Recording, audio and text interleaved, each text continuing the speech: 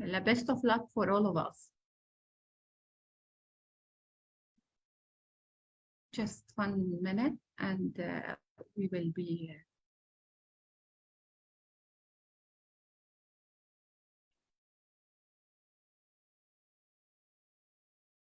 Good morning, good afternoon, good evening, everyone. Ladies and gentlemen, esteemed guests and participants from around the globe. Welcome to our webinar entitled Digital Detox for Teens, Nurturing Wellbeing in a Digital Age, which we are hosting actually today in the spirit of Mental Health Month, starting next week. Today is actually we're going to dive into an essential topic, how to help our teenagers find a healthy balance between their digital lives and the real world while we consider mental health as a priority. Allow me actually to set the tone with a quote from Gandhi, a beacon of wisdom, who once said, "You must be the change you wish to see in the world." These profound words actually urge us to take action to be the catalyst of a transformation in the face of the digital revolution that surrounds us. Today, we are living in an area where technology is advancing at unpredictable pace. And it has actually become an integral part of our teenagers' life. In this digital age, screens, devices, and the internet actually shapes their experience, influence their interaction, and they play a significant role in their mental and emotional development. However, as we navigate in this digital world, actually, we must make sure that our teenagers not only survive, but thrive. We must equip them with the skills and knowledge to strike a balance between their virtual and real-world experiences, all while safeguarding just their mental and emotional well-being as well. Throughout this webinar, actually, we will delve into a wealth of strategies, insights, and practical guidance. Our esteemed panel of experts, actually, our guests today, we have amazing guests. We have big number of experts today who will illuminate the psychological, the social, and educational dimensions of this issue, empowering parents as well as educators to guide our youth toward healthier and digital habits. But dear participants, you should remember that your voices actually are just as essential as our expert shared here. Your questions, your comments, and your personal experience actually is going to enrich our collective understanding and will sure contribute to a holistic solutions. As we embark on this transformative journey together, let us be actually the change that Gandhi once spoke about. Let us work toward a future where technology enrich, not hinder the life of our teenagers, where mental health takes center stage, and where our teens actually can thrive in the digital age. Thank you for joining us in this exploration actually of a digital detox for teens. Together, we can make a big difference.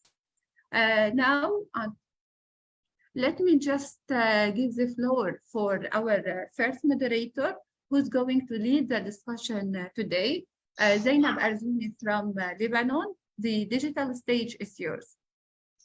Thank you so much, Ms. Maha, for this amazing introduction. So Ms. Maha summed it all, and now let us dive into our digital detox with no more long intros, introducing our distinguished speakers.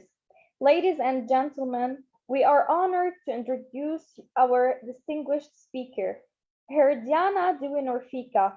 Herdiana is a remarkable individual, serving as the CEO and founder of Bliss Education Center.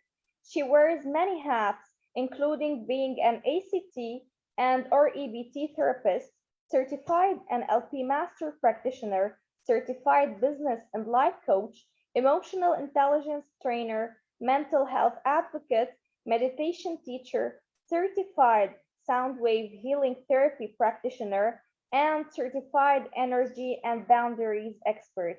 Hailing from Indonesia, Herdiana brings a wealth of knowledge and expertise in the fields of mental health and emotional well-being. So please join us in extending a warm virtual welcome to Herdiana Nurfika, who will undoubtedly enlighten and inspire us today. So please, Miss Herdiana, the floor is yours.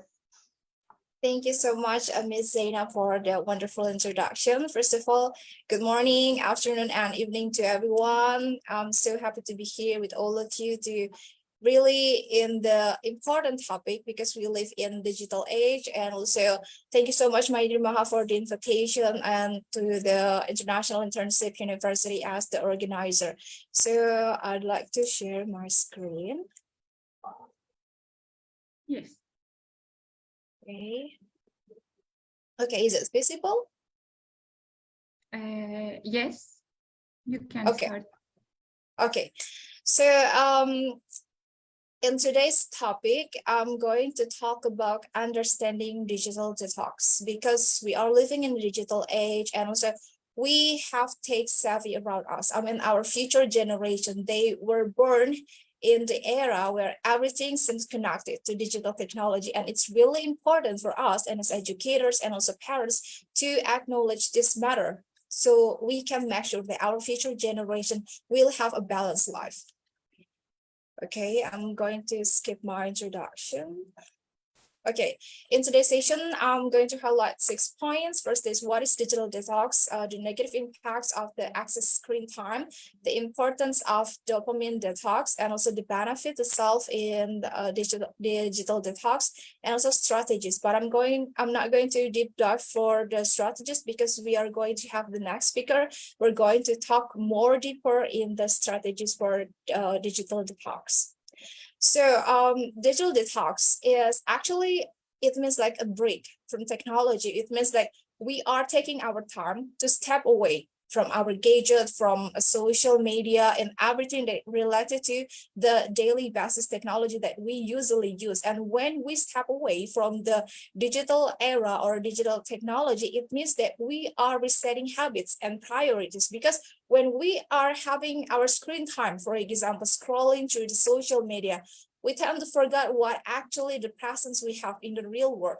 So when we are doing digital detox, it means that it's time for us to recharge, reconnect with ourselves, and also improve our relationship with people around us. Because after the pandemic, people might say like, we got a deeper connection from people around the world through the screen, but sometimes we forgot that we might have a closer connection with people around the globe, but we forgot those people around us because we spend too much time on the screen rather than interacting with other people around us. So digital detox, it's really important because it can help the teen especially to have a better sleep and also improve mental health, increase productivity, and also reduce the stress level. Because when the teen, for example, binge watching or playing games too much, then they might have insomnia. They might have less sleep hours than those people who don't really engage too much on the screen time, because we got that dopamine. We got the feeling of comfortable for doing whatever that we like. For example, nowadays teen, even though it's not teenager, maybe they just like 9 years old, they're playing video games and they're enjoying playing it, and they forgot it. They already spent 3 hours just because they're comfortable to do that, just because they got the dopamine from doing that kind of the screen activity. Then they forgot the other things to do, and it end up to decrease their concentration later in the next morning at the school. So it's not really good for our students. So the other negative impacts of the excess screen time is actually going to lead our generation to sedentary lifestyle. It means like excessive screen time can lead to a sedentary lifestyle, which can cause obesity, diabetes, and heart disease. Because imagine, mostly, even me, sometimes I have to admit, where I allocated my time for binge watching, I tend to have my snacks, and then watch for hours Korean series, for example. So it's not going to be great if I keep doing it every single day. So it's not only about the teen, but also the adult too. If we have a sedentary lifestyle, then it's going to cause the other diseases that we might don't want to get in the future. And when we have too much screen time, it's also going to decrease attention. Because when we spend too much time on the screen, we tend to get impaired cognitive development. So it means like we are going to be harder to learn effectively, because maybe we got so much running thoughts. Maybe we are sitting in the classroom and then our thoughts are imagining that we are playing in the video games, or we are somewhere else. So it's not really good. And when we are having too much screen times, it's also going to impact our mental health, because and this kind of the things can link to depression, anxiety, and also addiction, and particularly due to the dopamine hits that social media provides. For example, if you have so much time to scrolling on Facebook, on Instagram, you have seen so many celebrities, public figures, influencers. They might have a really great body.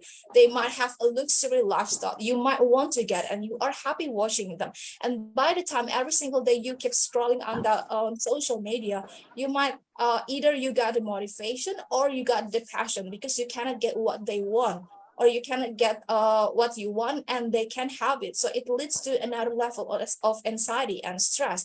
And it's also going to bring a social impacts, because when we overuse the technology, it's going to affect our interpersonal relationships. So many people, especially the teenagers who are really comfortable for playing video games, they forgot how to interact with those people, or maybe the friends or neighborhoods, because they usually sitting in front of the computer or laptop, or on holding the phone a whole day, or at least 6 hours in a day, and then play video games. So they forget how to communicate with other people. Or so many students I also have heard from their parents, they forget how to communicate with their parents too. They also forget maybe to keep the hygiene. They forget to take a shower. They forget to do the homework, because they pay attention too much on their video games, or maybe they are spending too much time for simple doing nothing, like scrolling on social media. So it's really going to be bring so many negative impacts to our future generation. And it's all the things related to the dopamine, because we know that we love to do what we love. That's the point. That's why people are really getting engaged in scrolling social media or video games, because they got the comfortable, they got the love hormone, or the feeling of, okay, I'm comfortable for doing it, for watching it, for listening this. So it's not really going to be good if we got dopamine addiction, which means that when we have excessive technology, it can really lead to the anxiety, depression, and also even insomnia. And if we let it happen for a long period of time, it's not going to be good. But if we can at least have early prevention or early detection for this kind of attitude that we have found in ourselves, then it's still going to be okay when we try to do the digital detox. And then dopamine detox allows the brain to reset, leading to better sleep, more focused and great feelings, and also well-being and the happiness. Because when we have spent so much time on social media, sometimes it might be exhausted, because of people might tend to be jealous for seeing another success, or for seeing another people travel journey, or for seeing the other things that might cause anxiety, or even sad, or even depression for any one of for any one of them who are watching it. And then when we are trying to do dopamine detox, it's going to bring more self-love to us, like bring the gratitude. Like we have to be grateful about what we have, and we're not going to compare much about what we don't have to what other people have, because every person is having a unique journey, and we cannot compare it, because my start and your start might be different. My destination and your destination might be different. So our journey is completely different too. So it's not going to be something that's supposed to get comprehension. Next is the activities for dopamine detox. Actually, when we want to do dopamine detox, in order to have a digital detox. We can simply try to do activities that can really be beneficial for us. For example, we can do reading, exercising, or participating in hobby, and we can also spending time in nature. And this kind of the activity actually might be also great, because when we are having a good intention for what we are going to do, then it's going to bring more impact to us.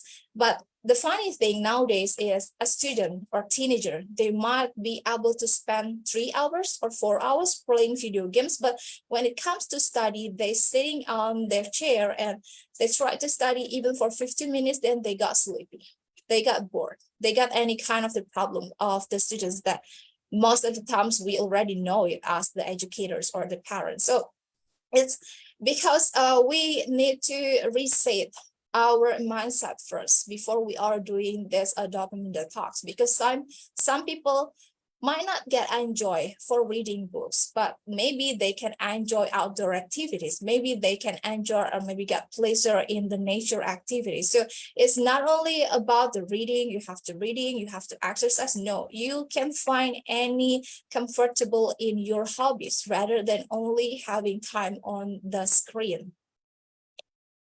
So the benefits of digital detox for teens, especially, it's really going to improve their mental health, because when, like I have said, when we are trying to focus in our present moment, like we are being mindful, we are being present, like we only focus in this present moment, then it's going to bring less anxiety and also depression. Because when we are having so much time on scrolling social media or playing games, we tend to not be mindful. Maybe our mind is refers to the past or thinking too much about the future, which may lead to the other level of anxiety or stress. And then when teens try to do digital detox, it's actually going to bring them more focus and also make them have a better grade, actually. Because when we try to really relax ourselves and pay attention to the surrounding around us and have a better concentration, it's going to be better for not only our well-being, but for the academic result too.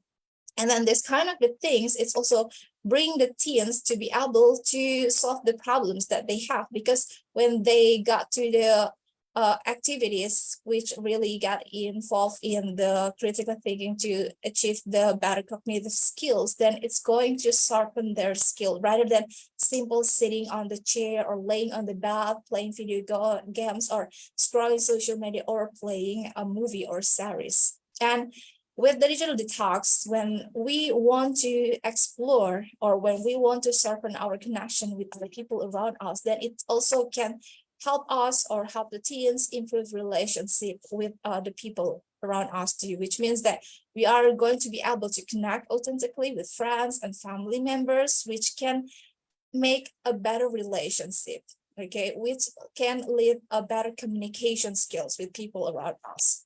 So how to begin the digital detox? First of all, in here, you can see the picture, like there is a man, and then the first thing that he has to remember is no electronics when you just wake up. Because imagine when you just wake up, okay, I have my alarm at 6 a.m. and then I grab my phone, I see a notification from Facebook, Instagram, then it's going to actually distract yourself. And the fact that when you just woke up, it's a really great time for your brain to refresh.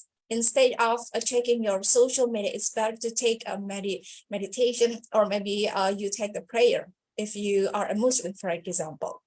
And then you also need to stop all smartphone notification, because when you enable all of the notification like messages, emails, or social media notification, then it's going to distract yourself. You cannot focus. Either you are having homework or doing any kind of the work, it's not going to help you, because with the notification beam everywhere, it's really going to distract you.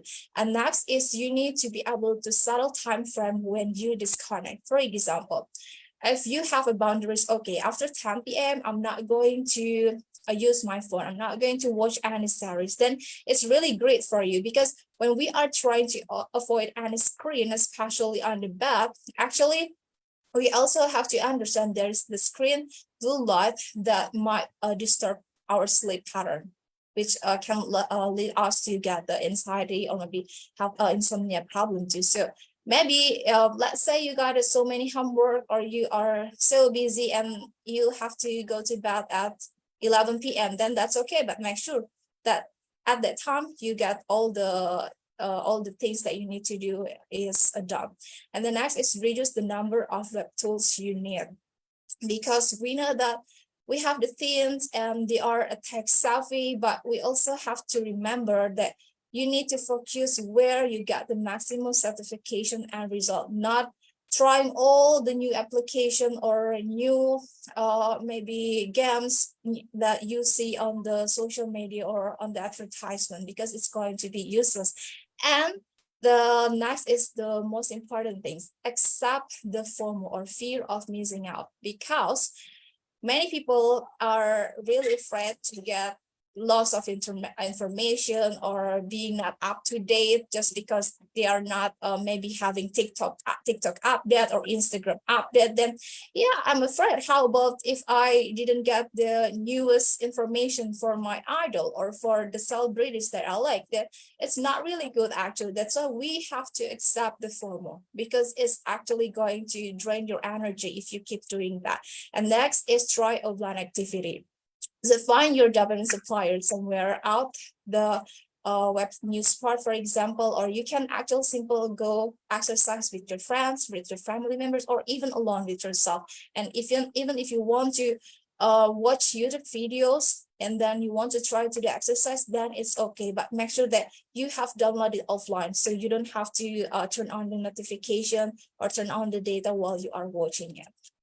Well, so the conclusion is we have to remember that when we are trying to recognize the negative effects of the access technology use, we need to implement a digital detox, especially for the teen, because it can really help improve the mental and also well-being overall, and it can increase the interpersonal relationships. So when we are trying disconnecting from technology, it can actually lead us to greater happiness, because we are not going to compare ourselves much with other people's success, with other people's happiness, or with other people's luxury things that they have. When we don't have much anxiety and also stress, it can bring us to have a better sleep, increase creativity, reduce stress level, and of course, it's going to make our result better.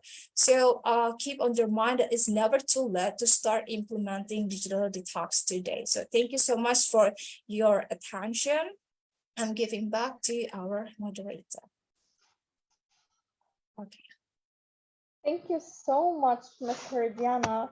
Like, you gave us every single detail about the digital detox, and I will be the first one to try your detox schedule, because I'm now being really addicted to my phone so far. So I will surely try it. Thank you so much again. And now, moving on, we are delighted to introduce our distinguished next speaker, Dr. Navana Kundu, whose impressive background spans multiple countries and achievements. Holding a doctorate in metaphysical science, her expertise focuses on the effects of meditation on human mind and happiness. Dr. Kundu is an international #1 best-selling and award-winning author and coach of emotional mastery toolkit for success, recognized for her compelling international talks, including a TEDx speaker. Dr. Navana Kundu's warmth, empathy, and natural leadership have earned her accolades titles, including the Global Wellness Ambassador, Honorary Award 2023, the London Book Festival winner 2023, and the Middle East Women Leaders Award for 2022, among others. So please join us in welcoming Dr. Navana Kundu, an exceptional speaker with a wealth of knowledge and experience to share. So please, Dr. Navana, the digital floor is yours. Thank you, Zainab, for your kind introduction. And thank you for this wonderful platform and to be able to serve through your platform. And I will try to keep my presentation short, within 10 minutes, as requested by the organizer earlier. And to start with digital detox, there are some shocking statistics in today's time. Number one, are we aware that an average adult actually spends 8 hours, 45 minutes per day on their screen time? Isn't that shocking? 25% of the teenagers check their phone at least once throughout the night while they should be sleeping. And a quarter of those 25% actually cannot go through the entire night without checking their phone at least once. So that tells us, where do we stand with digital addiction in today's world? What was supposed to be of, to help the mass has become a weapon of mass distraction and leading to mass destruction. Now, what do we mean by digital detox? Have you ever been to a restaurant where you see that an entire family is sitting around the table and each one of the members of the family are on their phone, scrolling down their stories? Or, the aunt that cannot quit playing Candy Crush while her kids are opening their gifts. Now, you don't want to be that person. Now, you might be asking that, okay, I understand what is digital addiction, but do I need a digital detox? Am I digitally addicted? You might be. Now, listen to this carefully. Number one, do you spend more time than necessary scrolling on your phone? After every certain interval of time, it's like an auto habit. You just reach for your phone and you are just scrolling through your phone without any particular reason or aim or objective. How often does that happen to you? Number two, do you have clear boundaries between your work and your personal time? Number three, do you feel like you don't really want to engage with any non-digital hobbies or passion or activities anymore? For example, gardening or reading a book, a few pages. When was the last time you went for perhaps playing tennis or walking in the nature? Number four, do you have trouble falling asleep, staying asleep, having a deep sleep, or getting out of bed in the morning, having difficulty, or waking up tired? Now, if you have said yes to one or more of the points that I just told you, then yes, you do need a digital detox. This is the perfect time. Now, how to go about for a digital detox? Number one, you must have a very strong why. Start with why. Why do I want to go for a digital detox? Just because it sounds good, it seems to be the right thing to do? Tell you what, that's not a strong enough reason to go for digital detox. Because there's a lot of people who want to start with it because it seems to be a very good habit, and they start with a lot of excitement and passion, but going midway, they fall flat on the ground. That's only because they do not have a strong why to start with. I'll give you from my own personal experience why I did my, started my digital detox, because I realized I was spending so much of my time and energy and emotion staying on the phone that it was actually draining my material productivity, my emotional positivity, and causing, not allowing me to move at the pace I want to in my spiritual journey. Now, my time, my emotion, my energy is very valuable to you. Now, you have to ask yourself, how much value do you put to your life, to your energy, to your emotion and your time? Because understand one thing, that by affecting the quality of life, you are not just affecting your own life, but you are also affecting the quality of life of everybody else around you, your family and your friends. Now, I realize if I can take away that 1 extra hour from my digital addiction, I could have an extra hour of more quality time with my family, building more deep, truly meaningful relationship with my family and my friends, or even utilize that 1 hour extra for self-reflection or learning something new, or, doing meditation. So you have to start with a very strong why. Now, step 2, once you know what exactly is your why, you need to have a plan. It's not enough just to have passion that you want to develop a good habit, or just to have the idea that I want to do this. You need to have a strategy in place. You need to have a plan in place. Now, you have to decide how long your digital detox should last to start with. Now, there are some scientists who believe in the beginning you should detox at least 3 days. Now, that being said, I don't think that you can go wrong with planning a longer detox. Now, you have to know how much of detox will be suiting your personality type, your body, and your mind, because one size doesn't fit all. Second, how much time you will spend on your phone. You want to cut down on the screen time for a few hours or a few minutes. Set a limit for how long you will spend on your phone each day. Number 3, which apps and device you want to limit. For example, you might be more addicted to TikTok or Instagram. You need to have clarity which apps that you need to limit in your life.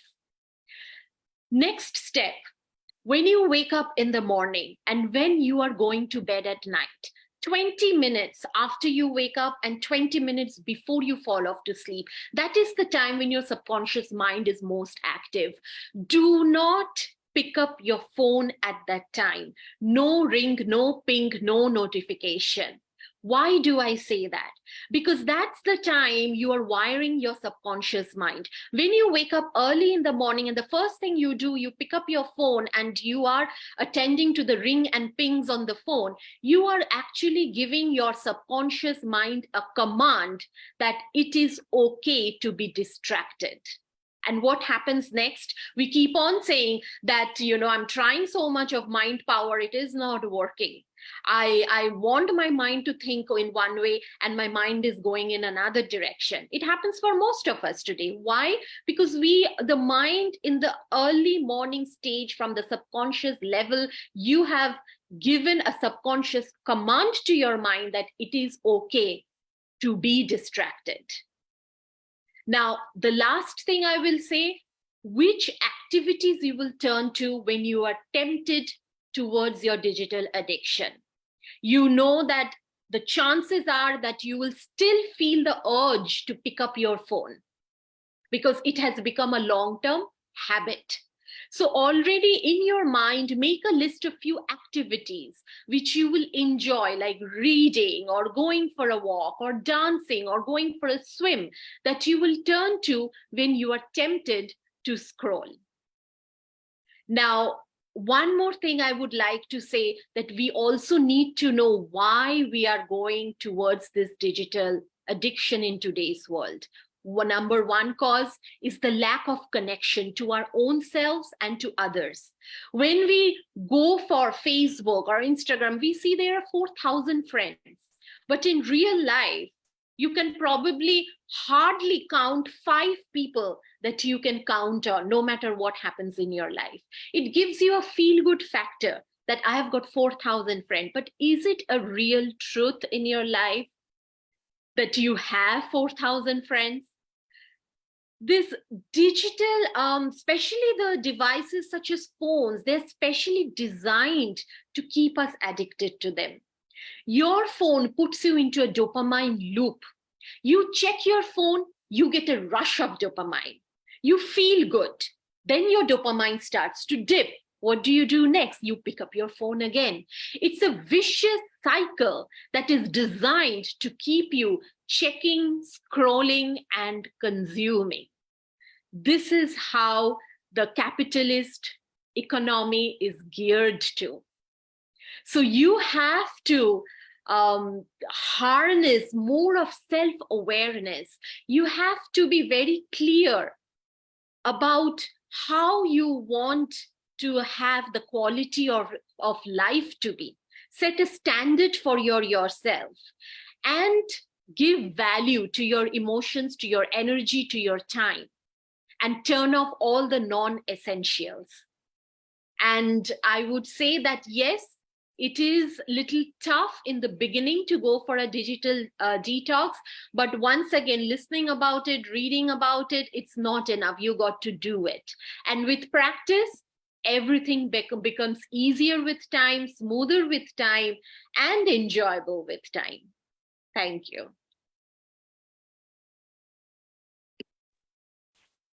Thank you so much, Dr. Nirvana. Like, what an amazing presentation. I was really interested in listening to this amazing presentation, actually. I've written all the notes because my answer was yes to all the questions you asked at the first of your presentation.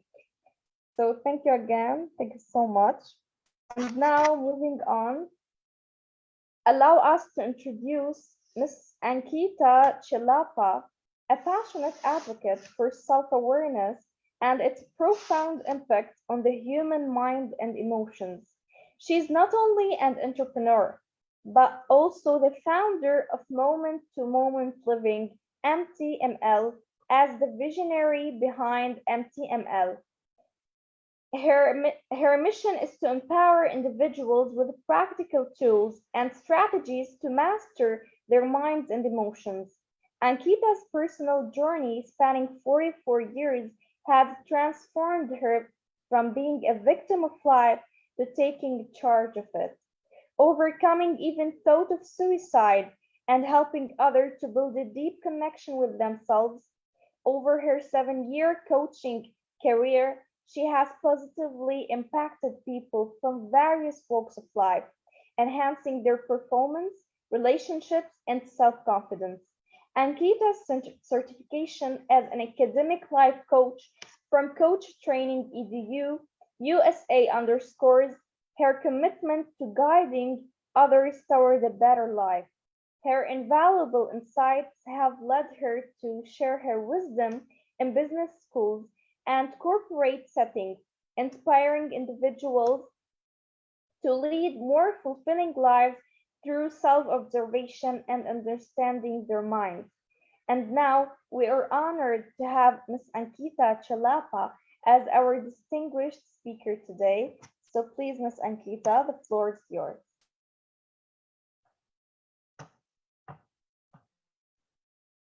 And here because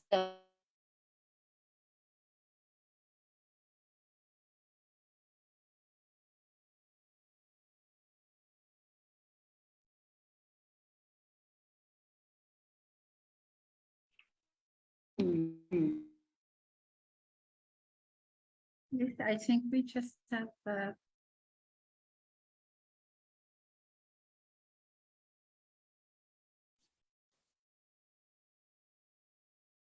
Can you hear me?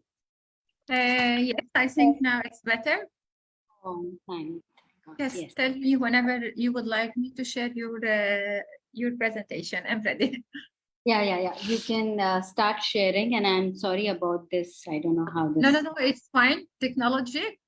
I Thank face you. the same problem sometimes, so don't worry about it. Thank you.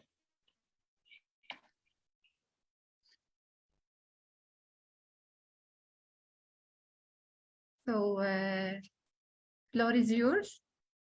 Thank you. I think it's fine now. Yes. So, so I'm talking about teenage brain and why digital detox becomes very difficult for them. And this Koenigsegg, okay, that's how the pronunciation is the fastest car of 2023. Now, why I'm comparing teenage brain with this car is because they have very powerful impulses, but very poor control. So when we say control, is that they are not able to stop themselves. Yeah, are you all with me? Yes? I agree. I Yes. love the idea. Yeah, thank you. I'm just checking on the internet as well. So yeah, next screen, please. Okay. So what happens with the, teenage brain? First is the sex hormones are triggering a lot of physical changes. And the biggest problem is that the sex hormones are very active in the limbic system. Now, what is this limbic system? It's our emotional brain. Okay. So they are doubly emotional and they have so many mood swings.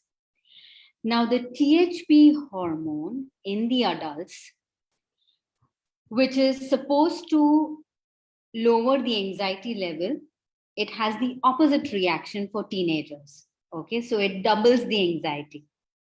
Now, let me tell you, our human brain is completely ready by the age of 25 or 26. Okay, so that is how long the human brain takes to completely form itself. And the frontal lobes, okay, which is responsible for self-control, for self-discipline, for judgment, for decisions, it's completely ready by the age of 25 or 26. And hence, as a society, our teenagers need a lot of help from us as adults to understand themselves better. Yeah. So this is an eye-opener. Now, teen brain, as I said, it's only 80% mature. The most crucial element is still to be formed. Yeah. And as we all know, neuroplasticity, so the more new information we keep giving our brain keeps rewiring itself. Okay. So for the teenage brain, this could be a bliss, so if there is a good communication between parents and children, we can curb down the psychological and emotional effects on the teenage brain. Yeah, Ms. Maha, yeah, we can change the slide.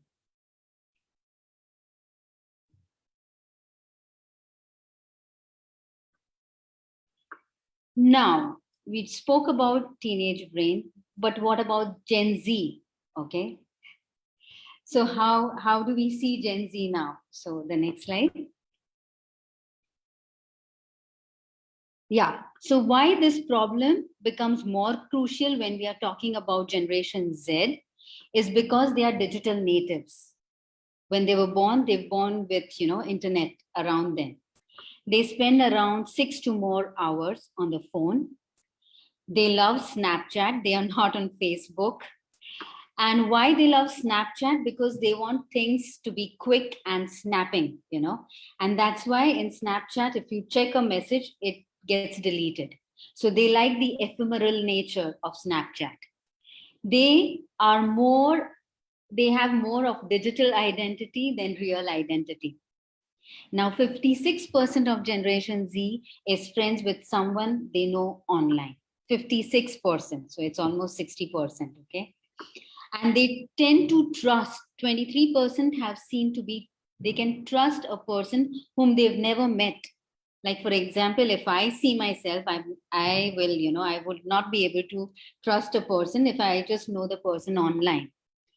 And that's why cybercrime is again a very, very crucial element which happens. I'd like to narrate one incident. We were doing a program with one of the schools here in my city, and my husband was the key speaker there. And after the program was over, a girl ran to him and said that I'd like to speak with you, but it's not about me, it's about my friend. So he said, yeah, tell me.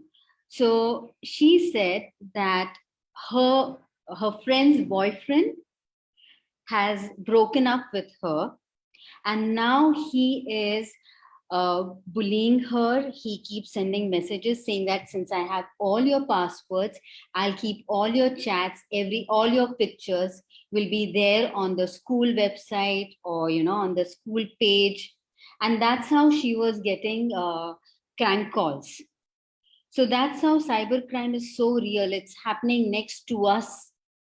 And that's because teenagers don't know whom to trust and whom to give their share their secrets with.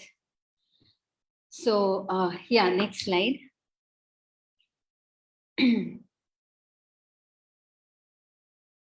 Now the third thing which becomes very important. First, the teenage brain is not stable.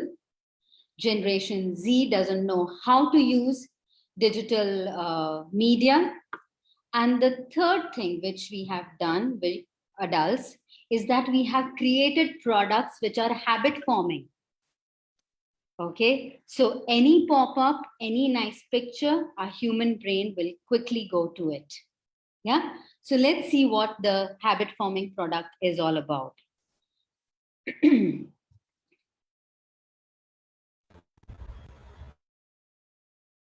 Yeah. So the habit forming products are basically triggering two things.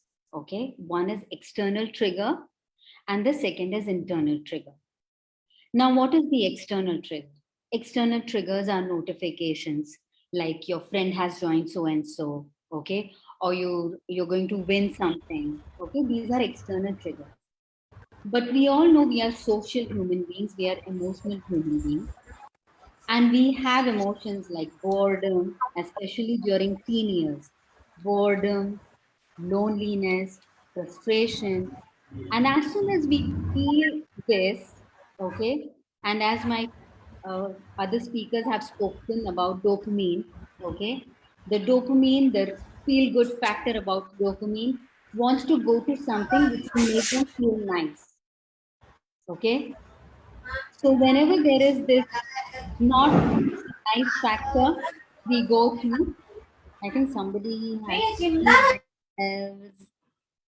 can you mute your please? Yeah. If you please just mute yourself. Or Yeah, thank you so much. Yes. So the internal triggers, we would want them to go to the mobile and see something so that we can, just brush what is happening to them aside. So these are mindless actions. Yeah. So that's what, yeah, you can stop sharing. Yeah. So that is what is happening currently. So my focus points are all the teenagers who are listening, remember one thing, that your brain will be completely formed by the age of 25. Okay. So listen to us adults because we wish good for you. The second thing that you need to know is that you belong to the generation Z. Okay, which is you focus more on digital world than real world, and real world is beautiful. The third thing which I'd like to know is that be extremely aware. Okay, it's a money game. The products are made so that you use them more and many people will benefit out of that product. Okay, so these three things are my takeaways for today. Thank you so much. We have to thank you, Ms. Ankita. Thank you so much. Actually, I'm really speechless. Like, what a great session. Thank you so much, Ms. Ankita. You gave us a really shocking scientific facts that we didn't know before. Thank you again. And now, let us introduce our next speaker for today. So, ladies and gentlemen, please welcome our esteemed speaker, Ms. Obani Vivian, with a bachelor's degree in elementary education from Cross River University of Technology. She's not only an accomplished educator, but also a TEDx trained speaker, social development practitioner, and certified grant proposal writer. Vivian's dedication to making a positive impact is evident through her volunteer work with local and international NGOs and her nonprofit initiative, which aligns with the United Nations Sustainable Development Goals, the SDGs. Recognized with numerous awards, she is a passionate advocate for equal access to education for all children and youth. As a member of the UNIPLAT Advisory Board in Switzerland, she engaged in international research, leadership, entrepreneurship, and the promotion of the SDGs, and has served as a judge in various social impact competitions. We are privileged to have her with us today. So please, Ms. Obani Vivian, the digital stage is yours. And I'm really sorry if I pronounced your name, if I mispronounced your name. Well, that's okay. Good afternoon, good evening, good morning. Depending on where you're joining us from. I'm planning to even about with my voice is clear. How I'm clear. Is my voice clear now? Yes. All right, thank you very much. I'd like to share my screen. Could you grant me the permission to do that?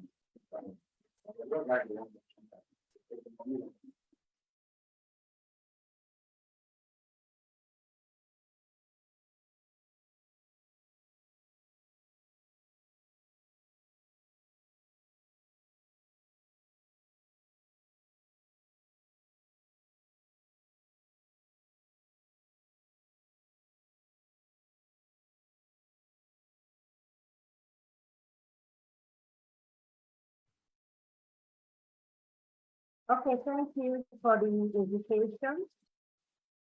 I'm very positive that we're talking about digital detox. And this topic is not just for teens, as adults. I'm very positive that we all know we're in the digital era. So this age concerns us. So digital detox is a very important topic, and I'm super excited to be sharing this knowledge with us and having educators here. Dr. Navana, it was really a pleasure to have you here and to hear, listen to your presentation. And also amazing professionals on this session. So when we talk about this digital detox, it is also important for the teams that are here with us to understand what we're talking about. You know, this is a very simplified topic, yet that is fact 95% of humans in this age. So I've also experienced that, and that has also affected me in many ways. So when we talk about this digital detox, we talk about how we intentionally refrain from using digital devices.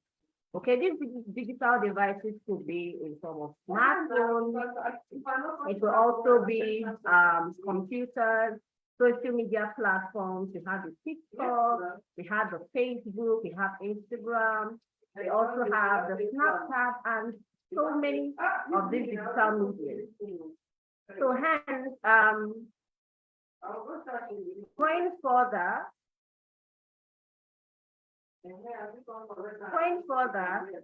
I'll also help us to understand that, you know, based on this definition, it covers so many areas that affect teenagers.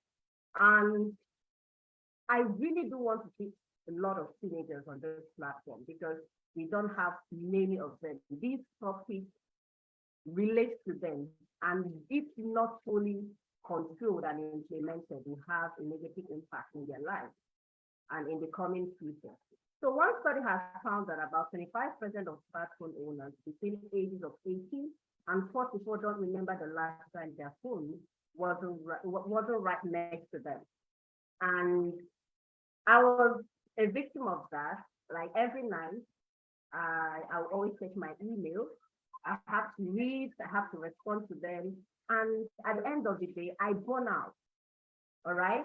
And I have to advise myself, I have to intentionally restrain myself from when reading this email, I have to take my phone away. And sometimes I have an accountability partner to always remind me of stuff.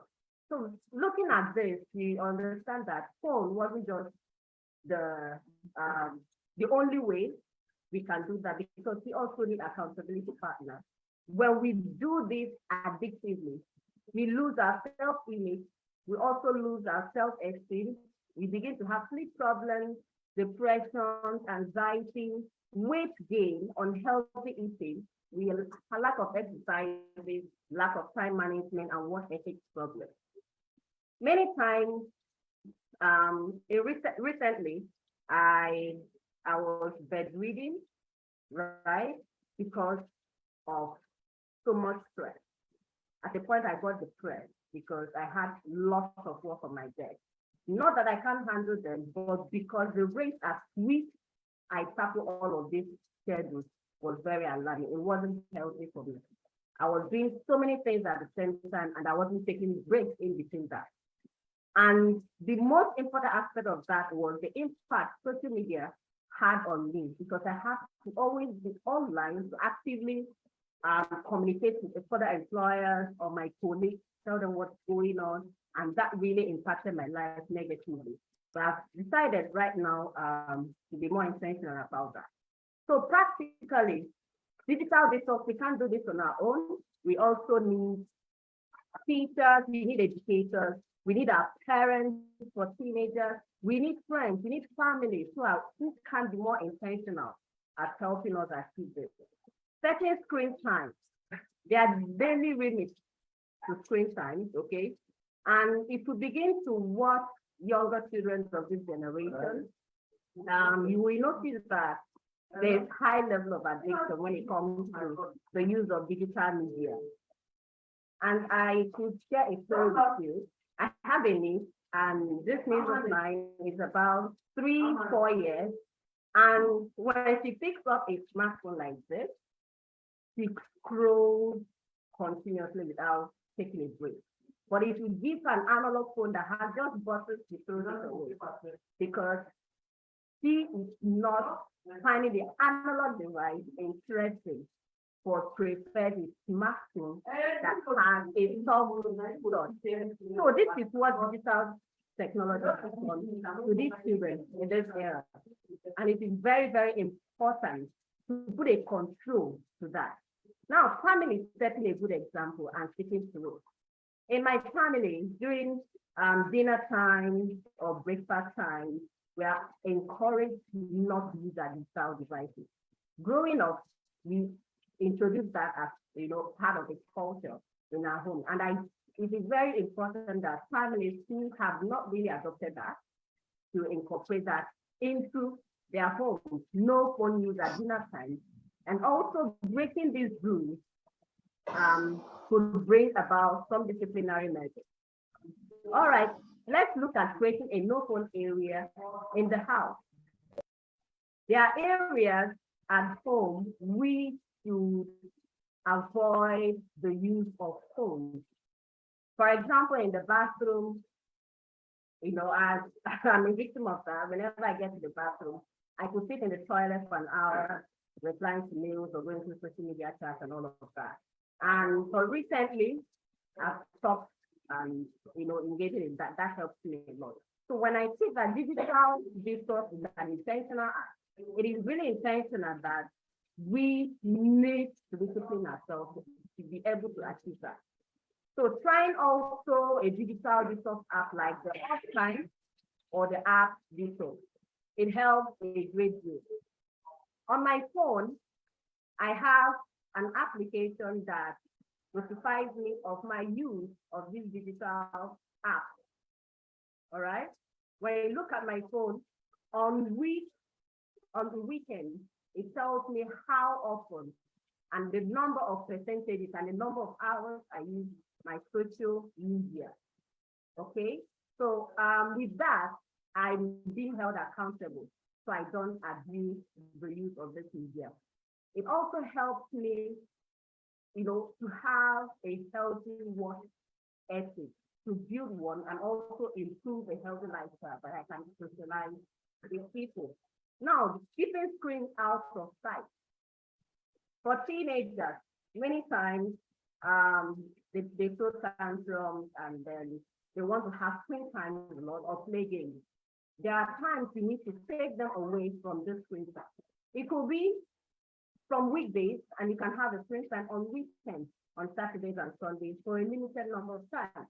So that way they will build a healthy social environment with their families and also with friends, and also engage in other physical and mental activities that can boost and improve their life. Now, we also look at turning off push notifications. These icons, these are notifications on our phones, and if we can actively use that, it will help us to control our phone use. Now let's look at the teenagers, which is the main focus of this session.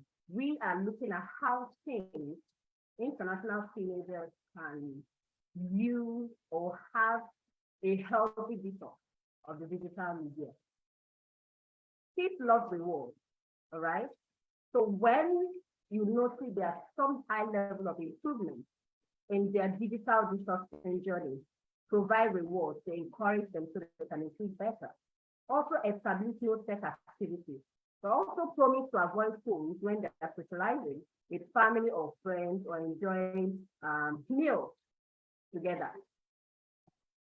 And also, we also looked at creating no fun areas in the house. Like I rightly mentioned at first, you turn your digital detox into a family challenge. I think this is the fun part of it for every family. So if you can adopt this, you still have a fun session with your family, with your team, and everyone around you. So make it fun, set a goal, and whoever that does well or improves within the week to be able to have a dinner. Now, I know this will be the most challenging part, switching to analog. The digital technology of this time has really gone well that many wouldn't want to switch to analog. It is difficult, but I think it's also one of the healthy parts of having a healthy and practicable digital detoxing journey. So when you switch to analog, for example, reading a printed book, newspaper, or magazine instead of an electronic version, it will help a whole lot. And now, consistency. How do you remain consistent in this group? Our mothers, our fathers do set rules, but many times they are defaulters of these rules. So how do we hold them accountable? We need to work as a team, but as a team, as a mom, and I remember one time at dinner time when my mom, she was at the dinner with us, we were all having dinner together. And then before you knew it, she picked up her phone, oh, I have a mail. I said, no, mommy, you said a rule, I have to keep to it, all right? You could respond to the email after dinner, you could respond to the email when we're done at the table. That way, everyone is holding each person accountable, right? So that we can achieve that which has been set for us. Now, this is one part that is really, really helpful. Parents can also enroll their teens in a digital detox program. There is one ongoing in Australia. I don't know about other countries that have implemented that. So this program also helps teenagers to stay out of their digital devices, stay away from screen time. It's usually a 9-week program. There you build your mental activities, you stay away from your technology devices, and you socialize, become very innovative and creative, all right? That socializing is something we are lacking in this age because of the age we have found ourselves in, all right? So it is important that we control these devices and do not allow these devices to control us. And when we do, then there's going to be a problem. So what importance is digital detox to our international team? Okay, so in developed communities or in the developed world, we have these devices, and young children and teenagers are embracing it. But in the other hand, we have teenagers from low-income communities, those who can access these devices. And when they get fortunate enough to embrace this outside of their country, it becomes really addictive to them. So how can we help them improve on that? Is to create an awareness on digital detoxing. They need help. And in this community, why is this really important is that it can also improve their mental and physical health, right? It will improve their fun and boost creativity in their education. It can also improve problem solving. When you are out of your device, you can think more, you can become more innovative. It can also ease anxiety and stress, reduce technology cravings, boost your self-esteem, increase happiness, and allow more connection with people. At a point, I think I've done that 2 or 3 times where I deactivated my Facebook account, not for any reason, but just to take a break from the social media. Because the impact of the things you read on social media could affect us positively or negatively. But on this other side of the negative side, I think it's very high. Every day we read bad news, you get to see things that are really awful. You get to watch videos that sometimes the friends teenagers are exposed to could put them in harm's way, which is very dangerous. And parents who have not embraced the digital technology will not have any idea about what's going on with their kids. So it can also lead to improved sleep and exercises. When you detox, you have better personal control of your life, increased positivity, your confidence, you have fewer instances of behavioral issues, heightened social skills and interaction, and increased productivity. So in a case of self-esteem, I'm going to give an example. When you get on TikTok, I'm not on TikTok, but I don't think it's an application I want to get myself involved. It's great, and it also has to be minimized. It used to be minimized for teenagers because they get to be exposed to a lot of things. So when it comes to low self-esteem, these things are gotten from the digital media. When you get to see someone who has some certain types of body shape, or is doing well, or doing something that you can afford or you can do it, or you feel like you don't look pretty enough to come to the public, you begin to have low self-esteem. This is why emotional intelligence is very important. And this has to be inculcated in the children as they grow up. Build their self-confidence so that they won't feel threatened by the things they see on social media. Now, the effects of excessive digital media use. So when you use social media and the digital technology excessively, it could be gaming, it could be, social media apps, it could also be screen time, the TVs and all whatnot. The past week, I've only had maximum of screen time, I think 3 in 7 days, because I have time, I create time for rest, I create time for sleep, I create time for TV time. I also create time to go on social media to balance my life and also to socialize with people. I really communicate with people, sit down and have, longer conversation. It usually happens a lot of times, through chat. But this time I have become very intentional at connecting socially than I do on digital media. So excessive use of social media can negatively affect our mental health. By the ongoing news and a lot of things going on online, it can also cause long-term health conditions like the diabetes or heart diseases. When I talk about diabetes, if you're eating disorder, you're at home, you haven't taken your bath. For some teenagers, haven't taken your bath, you don't have any plan for the day, you are in your couch or in your bed, you're eating all kinds of junk. You can't have a healthy meal. You can't even take a walk. From morning till the evening of that day, you are feasting on junk. That's how this thing comes in. You're not having a healthy meal because you have an addiction. All right. This addiction is caused by a neurotransmitter, which is called dopamine. So it is responsible for motivation, it's responsible for excitement, the happiness, and also learning. So when we get that out excessively, it tends to affect us negatively. And also it can cause low self-esteem, like I mentioned. So teenagers can also be exposed to cyberbullying. There is a recent news about a child, a teenager who was bullied online that led to depression, and from then on, he took his own life because he was bullied online. Social media should be a safe space and not a space for bullying. And we have to fight against it and shun that by all means, as family, as teachers, educators, or government agencies or ministries, ensure that communication is free, fair, and we can express our human rights. It can lead to poor eating habits.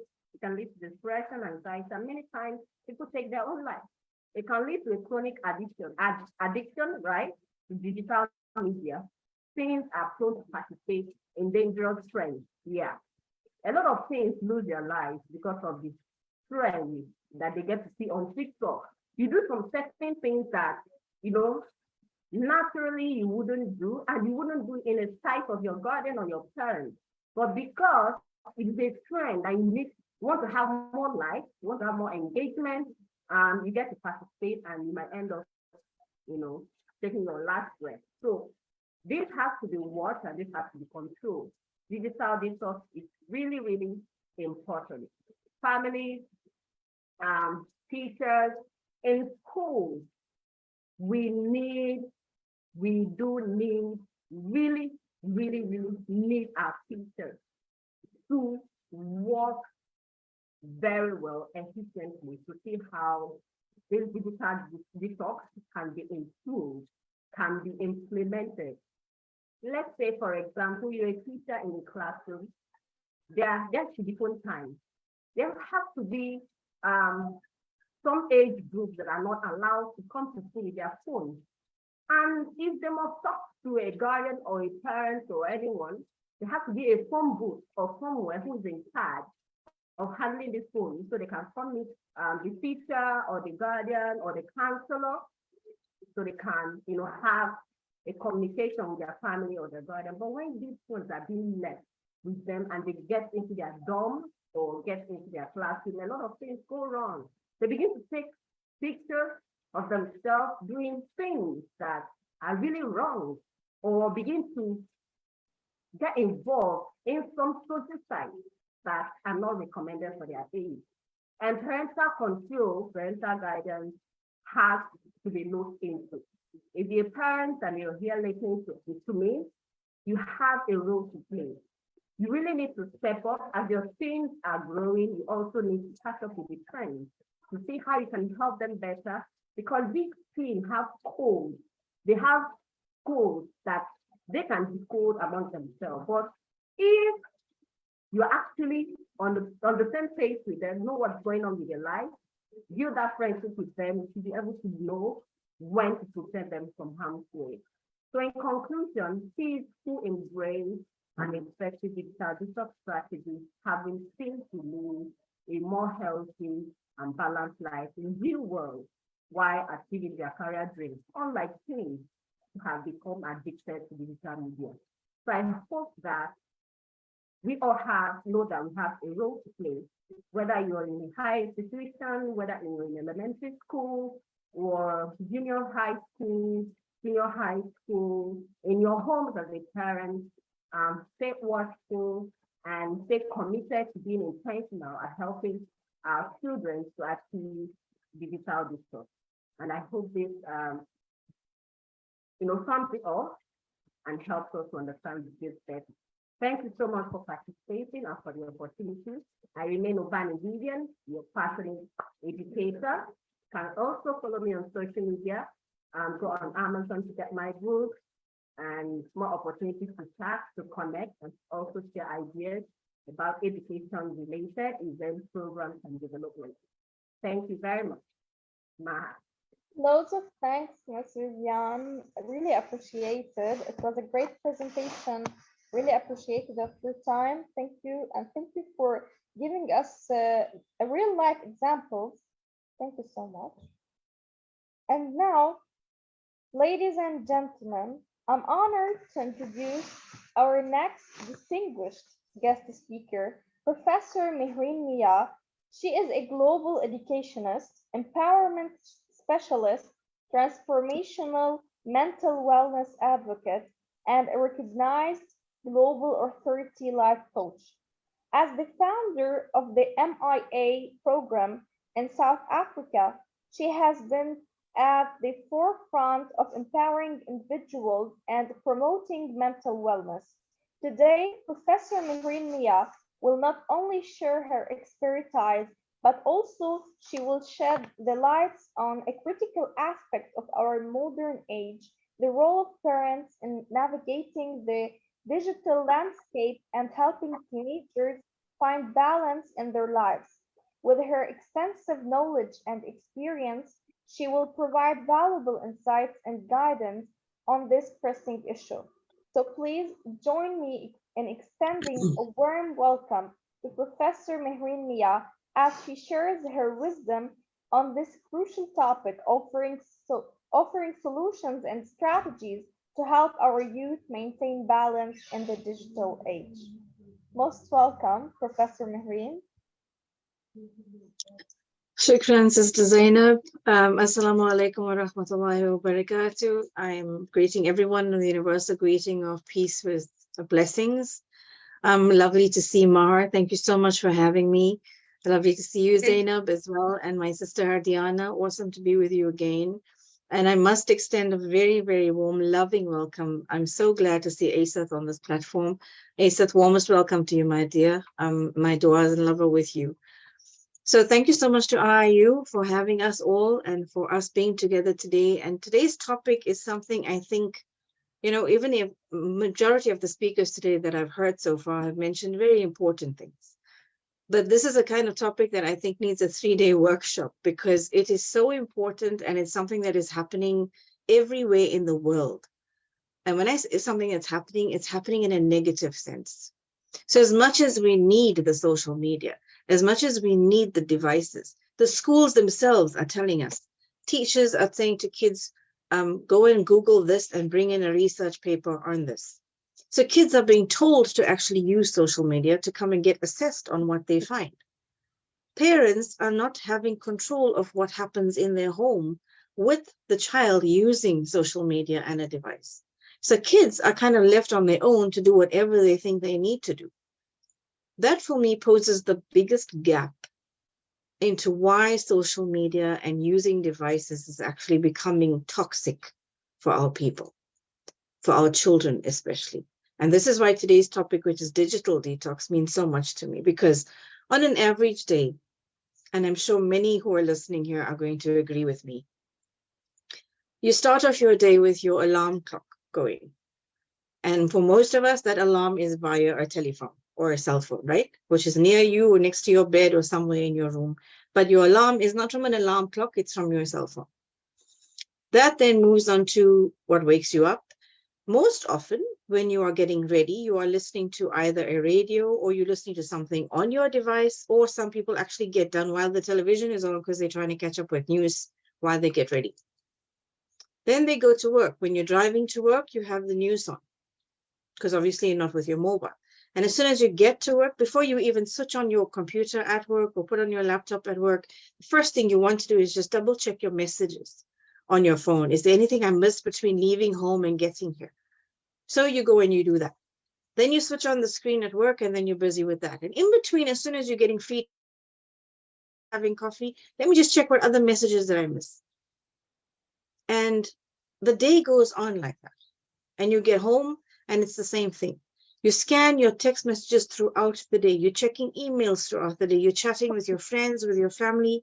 You're scrolling through Facebook, Instagram, Whatever your social media handles are, you are going through this throughout the day. In the evenings, you tend to watch your favorite TV shows, or as soon as you get home from school, you're checking on what you missed for the day, catching up on your chats. Some of us are even at home moms and we're doing online shopping. So everything there is also on a device, social media. And then it's always just social media. At bedtime, 3/4 of this population in the world pick up a smartphone before they sleep. And one of the things we're trying to teach everyone is to not do that just before you sleep. But most people do that.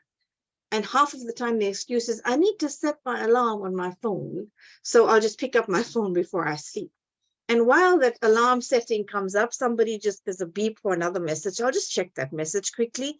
And then eventually time has gone, the sleep time has gone, and it's now getting late. So then you put the phone on the side and it's set for the next morning. Other people make excuses for a cell phone before they sleep because they say, I'm listening to my meditation before I sleep and it's on my mobile device. So a use for the cell phone again, just before you sleep. So in an average day, you are using your mobile device and social media from the time you wake up, because it wakes you up, until the time you go to sleep, because it makes you sleep. And I'm saying that purely because I want everyone to understand one thing about what I just said about a day. One day is what I gave you an example of. And if you registered that day and that is your day, then instead of you actually controlling your time of the day, instead of you controlling your social media usage, and instead of you using the digital for your positives, it is actually the digital that is controlling you for the day. You are not managing your time. You are not managing your digital frameworks. You are not managing anything other than that is actually controlling you. And that's where we have to stop, pause, and do the detox, because doing this detox is actually what is going to help us to de-stress. It helps us to get back control of who we are as people, as a student, and get in tune with what is actually important. So if you look at this title or the topic of the day, digital detox, what are we doing? We're detoxifying from the digital framework that's actually harming us, yeah? But what are the things that happen to you throughout the day? In the scenario I just gave you, we talked about checking an email. We talked about you playing video games, maybe on your phone to pass time. We're talking about you scrolling through social media constantly, texting your people or your friends or your family, checking your messages all the time. But whether it's watching TV, whatever it is, the point is that digital framework is your everything. And I then have to ask you, if that is your everything, then who are you? Who are you as a person versus your digital frameworks? Who are you when it comes to your actual digital social media handles? Does that define you, or are you defining that? And that is key for you to develop yourself, to understand yourself, because there's somebody who's called Mr. Pruitt, and he was actually interviewed about this, and he says, and I'll quote him, he said, social media connects us with many people in beneficial ways, but at the same time, it can also have an unhealthy effect on people. And that is so true, because we try and we actually find excuses to stay on social media because we really love the kickback that it gives us. But we have to understand that social media can be negative. And why do I say that? If you are somebody who's finding that as soon as you're on a social media platform, if you're watching a YouTube video, or if you're watching something on Insta, or you're just catching up with something on whichever platform you're on, as soon as you are busy and you are engrossed in this media handle, and dare somebody interfere with you at that moment, won't you get irritable? Don't you get agitated? And you get upset, like, why are you interrupting me? I need to do this. You know, and God forbid you actually in the middle of watching something on YouTube or whatever, and somebody calls you to do a chore at home and you're a student. And it irritates you. So you become angry all the time. You become upset all the time. As soon as you're on a social handle, that's when you start to realize something's amiss with me, if that is you. The other thing, why do you keep going through this, and why is social media negative? It's called FOMO, FOMO, the fear of missing out. You have this notion in your subconscious that if I am not on social media, then I'm going to miss something. If I'm not on the chat, then I'm going to miss what somebody's saying. If I'm not on Facebook, then I'm going to miss what somebody's posted. And you have this internal fear that's built up constantly. And guess what that does? That creates a massive stress level for you. An unnecessary one, because all of that stuff is still going to be there. You don't have to go to it now. You're not really going to miss it. It's still going to be there no matter when you go to catch up. But giving yourself some you time. Now, if I say to somebody, you know what, you need a timeout. I'm going to give you a half a day off and I'm going to give you a timeout. Don't do anything. What do you think that person's going to think of? I'm going to use my half a day to catch up on my social media. And what does that do? That just isolates you from the grass outside. That isolates you from the drizzle and the rain outside. That isolates you from communicating with your family and friends because it creates this isolation of you. And what does that do? It creates an alone sense within you, which is not supposed to be there. And then, like the one speaker actually said, when you're watching all of these videos and watching all of these things, and those things become your definition of who you are, especially as a growing teenager nowadays, then you are actually battling to find out who you are authentically because you keep comparing yourself to who you are seeing on the screen. You're watching these very nice looking people. You're seeing pictures that are always filtered and you wish you had that skin or you wish you looked like that. And then what happens with you in your space, with your family, you start to become agitated. And when you do this digital detox, it actually makes you realize something, that social media that is controlling you is actually holding you back.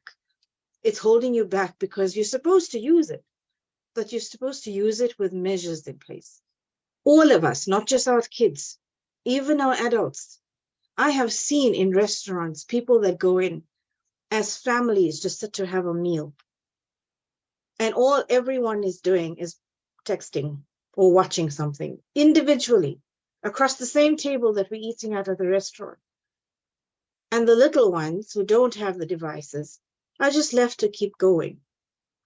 So even adults nowadays have got to learn, where are the barriers for you?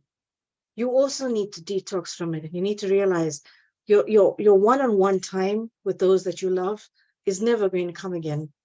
That time's never going to be repeated. So when you do this detox, you're going to have the less stress. You're going to have a sharper focus. You're going to be more aware of things. You're going to have more control of your time as opposed to the social media controlling you. You'll have control of things. So for many people, checking your phone and checking your social media, whether it's just a few minutes or whatever, it's actually just a reflex because it's so built into you. It becomes like an addiction. And so detox is actually your sort of a rehab from it. You need it, but you don't need it all the time. So how do you do that? If you are somebody who's in a depressed mood right now because you don't have a device, if you are somebody who's got this increased sense of I'm irritated all the time, I'm angry, I'm constantly frustrated, especially when I don't see what's happening on my phone. I become agitated as soon because I want to get to my phone quickly. So you speak in very horrible tones to people around you. You're feeling insecure all the time. You're somebody who loses sleep often, or you have interrupted sleep because your brainwaves are never calm. You feel a sense of obligation to consume, to respond, to click the like button. All of these things keep wondering, oh, you know what, I saw that and I didn't comment. She's going to think I didn't like it. Constantly, these things keep framing you. How are you going to ever define you for you if all of these things become what control you? So if that was you, then this digital detox everyone has spoken about today is necessary for you to grow yourself and get out of it. You have got to learn. Control measures have to be put in place.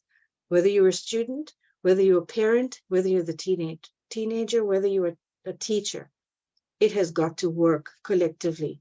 We have to give our kids the usage time. We also have to put in place the barriers to control how they use it, because it's the only way we can safeguard even ourselves from it.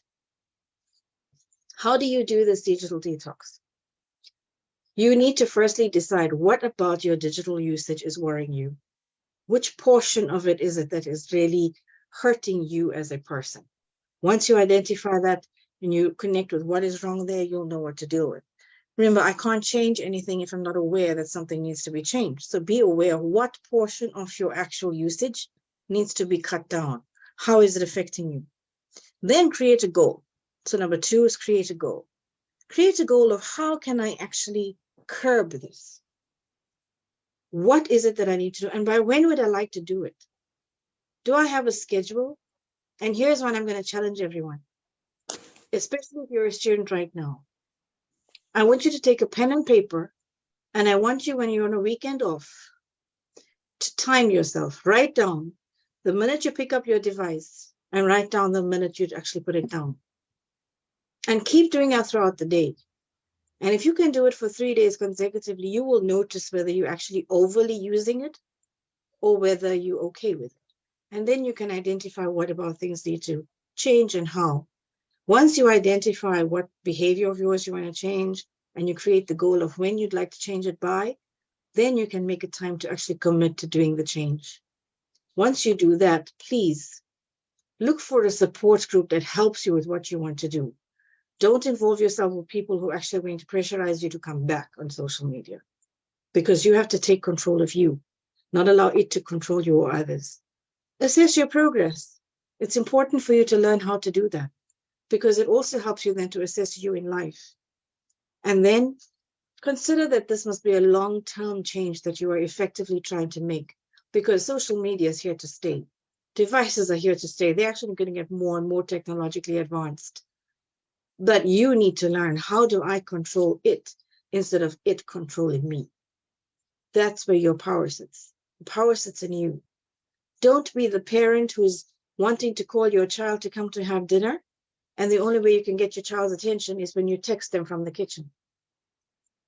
Don't be the parent who texts your child in the same house, come to eat. Or you text your child and say, I'm going to go out now. Talk to each other. This is not the way we communicate.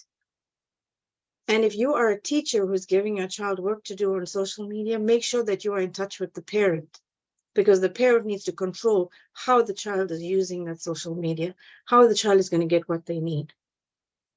I keep saying this over and over, that triangular effect is so key for us in education. Throughout the world, the one thing we are finding that's a problem is that our parents are not engaging with our teachers. So, triangular effect, why? Because the child sits at the top, and at the bottom is your parent and your teacher, working collectively. And if you're not working collectively, especially in terms of this digital outbreak we have now, and I say outbreak because there are negatives to it. If you're not working collectively at the base of this triangle, this child is going to fall. So we really need to work together to build our children. We need to learn. If you're not somebody who's technologically advanced, please learn about these different mediums. I know I have a lot to learn when it comes to technology, but it's up to us to learn. And when we learn, we grow. And what better way to grow with your kids than to learn what do they like and what they don't like. So I'm going to pause there and say to you, please don't be that parent who texts your child to come to supper. Don't text your kids, and stop being on a phone while your kid is sitting in front of you, because you're teaching them to do the same thing. And then when you're going to say to them, get off your phone, it's not going to mean anything because you don't do it. We have to start practicing what we preach. So thank you again, Maha, for having me, and to all of your organizers, including Ezra. I love you lots. Thank you so much for having me, IIU, and thank you, Zainab. It was a pleasure being here. Assalamu alaikum. Thank you so much, Professor Mehreen. It's really appreciated to have you here. Thank you. And I strongly agree with every word you said. And now let us welcome our last speaker for today. So please join me in extending a warm welcome to our next distinguished speaker, Reem Kashakish. Reem is a young author who is pursuing a bachelor's degree in English literature. What makes Reem's journey particularly inspiring is her ability to find balance in the digital age, a challenge that resonates with many in today's fast-paced world. In an era where technology invades us, Reem has discovered the profound importance of disconnecting to truly connect. Her book, Jars of Words, stands as a testament to this understanding. The Reem's presence here today reminds us that even in a tech-savvy society, there remains a deep yearning for authenticity and purpose. So please join me in extending a warm welcome to Reem, our accomplished author and an inspiring voice for the youth. Her insights and experiences are sure to leave a lasting impression as we explore the ever-evolving dynamics of our digital age. So please, Reem, the floor is yours. Thank you so much, Zainab. Good afternoon, everyone. I hope you all are doing good, and you're welcome to listen to my presentation and what I've been through. So, as we see here, we're talking about digital life balance, okay? So a digital life balance occurs when there is a healthy balance between the parts of life that are closely related to digital technologies and to other areas of life that take place independently of the use of digital technology. So, either in the personal perception of the individuals or in an intersubjective view of the allocation of the time spent or the activities carried out. In particular, the term digital life balance refers to the fact that those human activities that focus attention entirely on the virtual world and cyberspace. Here, there is in order to practice digital detox, okay? We regularly have to schedule periods of time where we disconnect from technology and entirely. Okay, so as a bachelor student who'll soon be graduating, an English literature student specifically, I managed to balance between technology and between real life. For example, my book, as Zainab said, The Jar of Words, all of us, we go on the internet, we search and all of these things, but we have to know how to use them. Of course, we spend a lot of time here, same as we have to give another way for us to do something else here.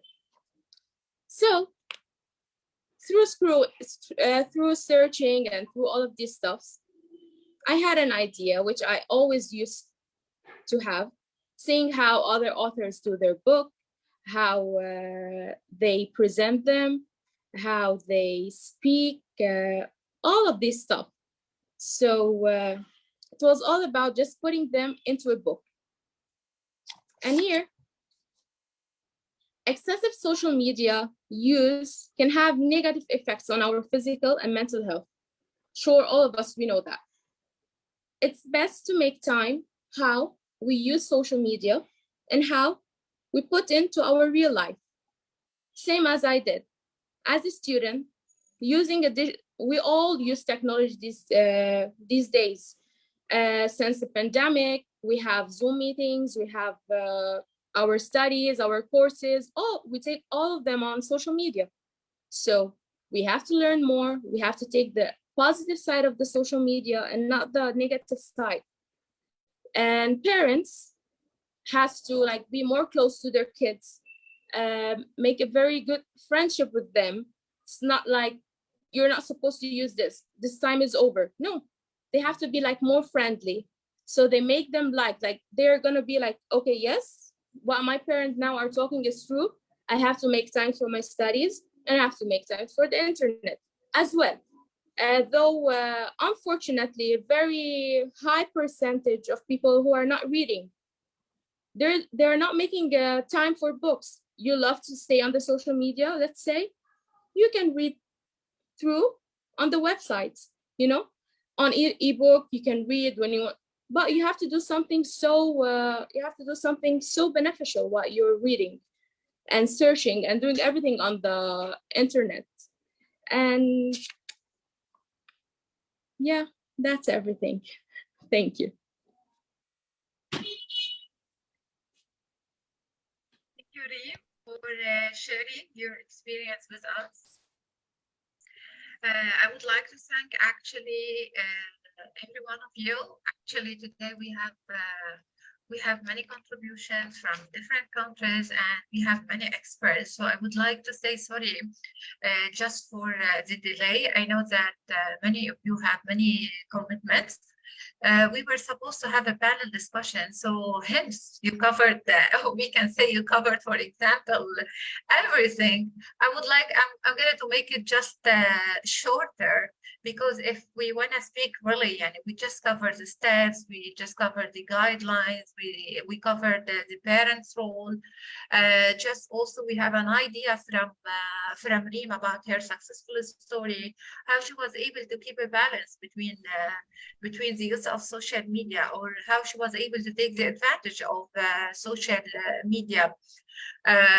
So I just, in order not to just take a lot of time, if you like, we can go for a short panel discussion, or we can just have a question and answer. I just want you, because I just want to be sure that I'm not taking a lot of time. What do you think? Yeah, of course. Yeah. Okay, so let us just do a short panel discussion after the great discussion. Actually, we have it. I would like to start with Ankita, because actually Ankita, she's excellent and she's expert with everything related to mental health and mindfulness. So I would like just to ask you if you can give us just a brief, after the great discussions we have it all together, about if you can give us just a specific mindfulness or relaxation techniques that can be taught to teenagers as a part of their digital detox plan. Because actually I watch a lot about your steps in your page, and I think it's going to be great just to share with our teens and audience today. Floor is yours. Thank you, Maha. So first thing is very important is that everyone, all the teens need to understand their mind. Okay, so the mind observation is very crucial. Yeah. The exercise which we need to do, there are two things majorly. Okay, one is our hands. Okay, we have stopped using our hands for creative work. So if you can start getting involved in some creative work, like let's say clay modeling, okay, or let's say a music instrument. Why hands are very important is because our brain nerves ends here. Now, if you close your eyes also, what is the next thing that you would do in order to know where you are? Is the use of hands. Okay, so hands and brain is related. Okay. The second exercise, so drawing also, right? Drawing is also very important. Usage of hands. The second thing is one breathing exercise, which really helps me calm down, is a chanting. Okay. Now chanting is the word Om. Okay. Now why the word Om? Om comes as Om is known in Eastern philosophy as the first sound which created all the other sounds in the universe. Okay, now this was written in the Vedas. Vedas is considered to be the book of knowledge given from God. Okay, so how do you do this? We can do it together as well. Yeah, okay, let us do it. We need it. So consider your self like, a bottle. Imagine a bottle, so when you fill the water, it will first go to the base, right? So try to fill the air till your abdomen. Okay, so it should be full. And then as you exhale through your mouth by the words Om. Okay, so I'll just give you a demo. Okay, so just close your eyes and take a very deep breath. Oh.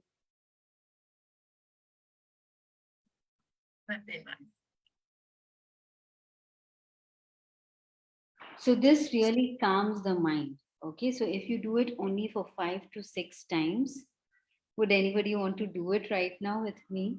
It's nothing religious. It's more in terms of calming the mind. Um, Anybody up for it?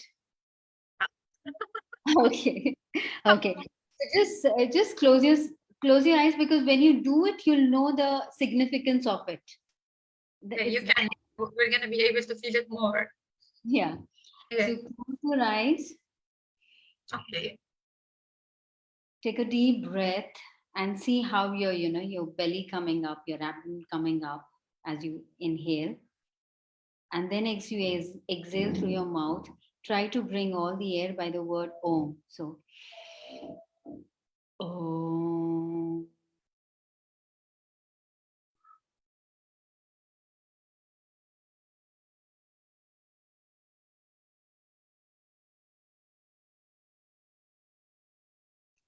It's really nice to disconnect, to just have your special time for a short time. It's gonna, Yeah, this is a quick fix. Yeah.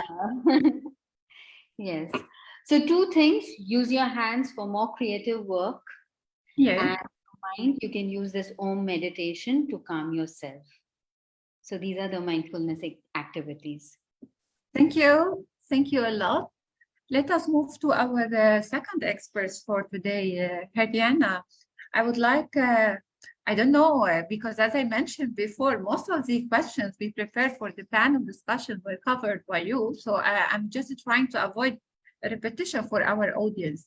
In your opinion, what role can digital literacy education play in helping students or in helping a teenager to understand the importance of digital detox? Do you think that it's time for us to do a change with our curriculum to include something related to that? Because we can't just say that this is something normal. We can't ignore the importance of mental health and digital detox for teens. So do you think that we can have digital literacy education?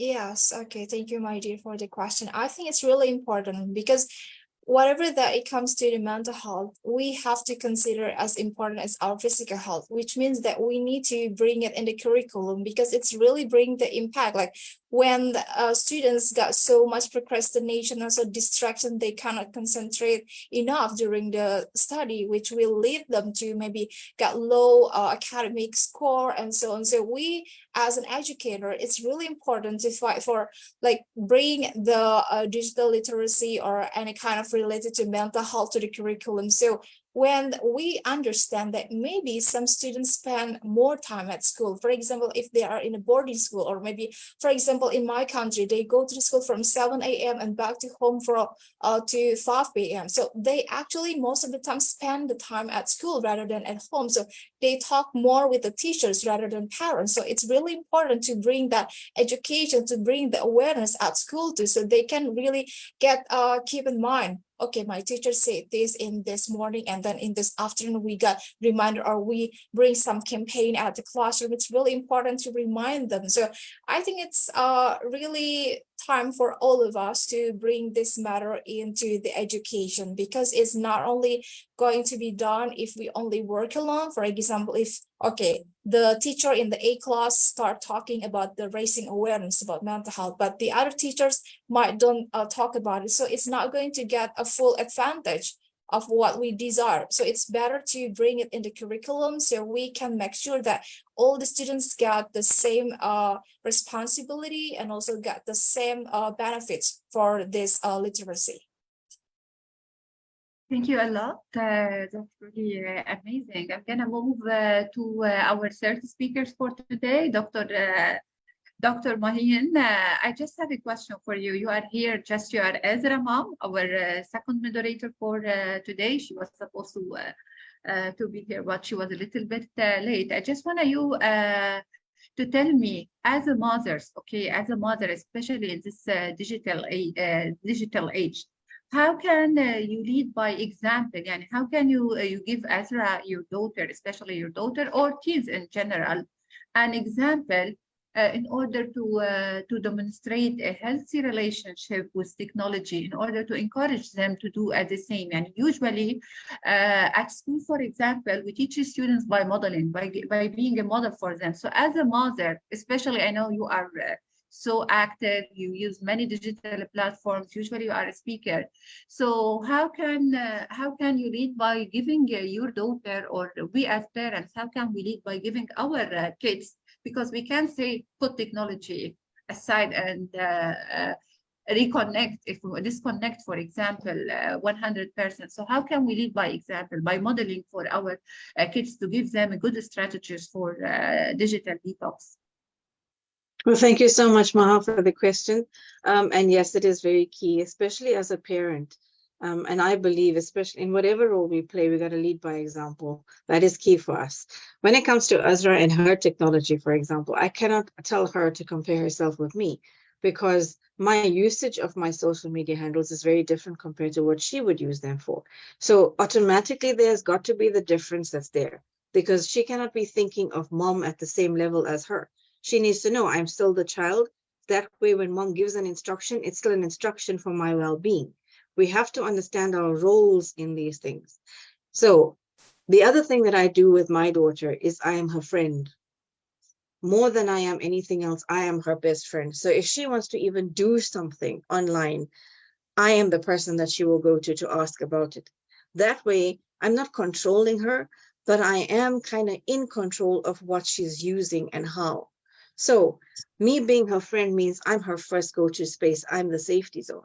And that's what many of the parents out there kind of lack, because of them not themselves being aware of digital spaces, them themselves sometimes not being on these platforms to understand that there can be some positive that comes out of it. Because let's face it, the only thing that parents know is what teachers or other elders keep harping on them is get off the phone. The phone is bad. The device is bad. Yet we can't use that mentality with our children now, because the devices are here to stay. Like I said when I was speaking, technology is here to stay. It's actually going to get more advanced. So the sooner we as parents stop fighting what is going to be a norm and start to realize it's here to stay and become friends with our children, then we're most likely to be able to safeguard our kids. They won't have to look to these social media platforms for what they're trying to replace us with. You need to still be the parent. The social media does not replace you as the parent. The device must not replace you as somebody that needs to fill a role.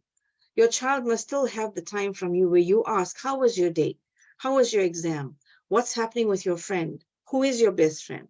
You need to know these things about your child. And nowadays, because of the rat race of life, parents are so involved in, I need to make ends meet. I don't have time to even talk to my child. So guess who your child is talking to if they don't talk to you? They're talking to strangers on platforms that you don't even know of. So become your child's friend. And I'm saying these are two just quick examples that I can think of offhand, but this is what I do with my daughter. And everything I teach is based on my own life lessons. And I was never this open with her. I was always this protective mommy. I was scared, oh gosh, Azra's going to be on a platform, for example, somebody's going to see her and whatever. But then I realized, you know what, God is in control of that. She has the potential to be a speaker. I grew that within her. And she has the love and the passion for what she's doing. So all I can do is guide her to enhance that a little bit so that she grows with it. But at the same time, be her friend to support what she's trying to do as a mother, more than I am as a leader in the world. So my roles are, my rule is that I need to identify my role. So Azra knows I'm a daughter and mom knows I'm a mom. So before I'm on a platform, before Azra is on a platform, we have to know what our roles are. That respect for the role is key. Because once you respect the role that you play, this is a parent, this is a child, and you know your role, then when you have that respect, you will respect even the instruction given to you about what to do and what not to do and why. And that's the third thing I'll tell every parent. When you're telling your child to not do something, especially when it comes to social media, please give them the reason why. Don't just say, because I say so. Give them the reason why, that it's dangerous for you, that there's strangers out there, because I need to protect you, because I love you. I don't want any harm to come to you. Let your child feel that from you, instead of dictating to your child. So those would be my offhand quick answers to you, Maha. This is what I do with Azra, my daughter, And I would like to encourage other parents because it does work. I know that it works. Thank you. Actually, I strongly agree with you. And really, you are a great mom. You are a great leader. And you are a model of inspiring for all of us. And we are honored to have you here today, as well as Azra. I strongly believe with you, it's a matter of balance, how we are going to be able to balance our use of social media and how we are going to be able just to be in our real life. Now we are going to move to Reem. Reem is representing actually today the voice of yes. So I just want to ask you, Reem, about the challenge, because if whenever it comes to digital detox, we can speak a lot, but we as adults themselves, we know that it's not an easy mission. And we as adults, we spend more than when Dr. Navana was saying, if you are going to say yes, I was saying yes, yes, yes, yes, yes. It was, I felt I'm addicted too. So it's not easy to put technology away because we find it everywhere. We find it at our workplace, if we are teachers, if we are in any domains, if we are engineer or whatever. So I just want you, Reem, to help us in highlighting some of the challenge they face in trying to reduce screen time. What is, as a student, Reem, what is your major challenge? And how do you think we can avoid that? Sure, we can't stop it, but at least decrease the percentage of the use. Okay. First of all, we have to learn to do what's important. We have to do a to-do list. Oh, we always have to have the to-do list and schedule. First of all, like we have to prioritize things. Okay. Here, you want to know what I might face as a student when I want to reduce. When I want to reduce, right? Yeah. Okay. Yeah. Yeah, you might get you might be tension. You might get you become, some children just get aggressive. They don't know why. I'm used to it. Let's say they forget it somewhere. Like they've lost their mind. Like they can't sit without the phone. They can't do anything without it. They feel lost. So in order to reduce it, there are a lot of steps for us to reduce this. First of all, we have to believe that it's affecting us, really. We have to know that it's draining energy from us. It's making us it's parting us away from each other. In the same house, we're sitting together, a sister, I'm sitting in the living room, my sister's in the room, oh, sister, can you come here? Instead of me moving, going to her. Laziness and everything, you get the mental health, everything changes. So once we overcome all of these things, of course, once we overcome how we know how to reduce it, we improve our sleep quality. Reduce the eye strain, better posture for our body, lower risk of obesity also, and we get into a better mental health. And we have to learn how to interact with people in a safely way, because once we know how to interact with people in a safely way, it's more safe for us to use it as well. Thank you, Reem. Azra, she's busy, Azra. How are you today, Azra? Thank you also for your presentations today. Actually, I would like to say that we need, as Dr. Mahdi mentioned before, we need sessions, we need days in order to explain digital detox tips and strategies. In order to know that I know that most of our speakers have other commitments, I would like just to leave the floor before I'm gonna do the closure. I just want to leave the floor for you. If you have just a final, Dr. Ankita, if you just have a final comment to share with our audience, we can start with you. Just a final message you would like to share? Final message is, teens, be aware your brain is not completely developed. So listen to parents, we love you and we hope the best for you. And as my co-speaker as well said, the bond is very important, and that's what I do with my kids as well. So listen to parents, brain is still developing, and we are there for you. Thank you. Thank you. Thank you a lot. Mr. Tiana, if you can have a final message from you too. Okay. So I think especially the teens, you have to remember that not all the things that you have seen on social media or in the digital platform are true, and it's not actually mandatory for comparing other people to yourself, which is only going to drain your energy.